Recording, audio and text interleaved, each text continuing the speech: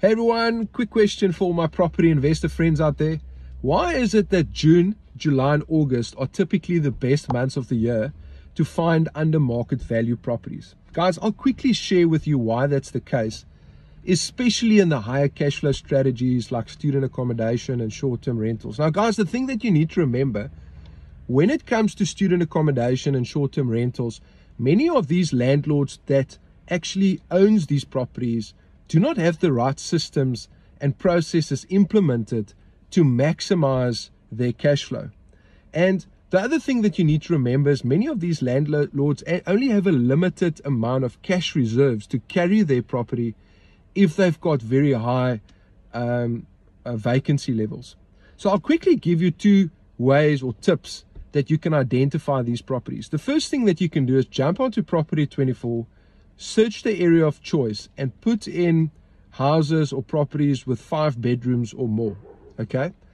And when you go and view the property that you like, ask the agent if you can look through the different rooms in that property.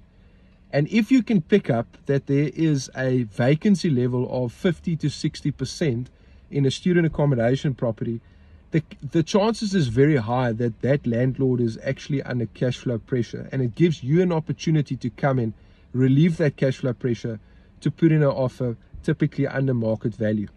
On the short-term rental side, if the property is already listed on a short-term rental platform like Airbnb or Booking.com, you will be able to see what the occupancy level is. If you click on the listing on Airbnb, for example, you can look in 3, 4, 5, 6 months in advance how often that property is getting booked and what the occupancy levels are. Again, if the occupancy levels are around 50%, the chances is very good that that landlord is under cash flow pressure, and again, you have the opportunity to jump in, relieve that cash flow pressure for the landlord and put in an offer under market value. Now guys, we've got multiple strategies and multiple tips and tricks that we follow to find these under market value properties in our areas of choice.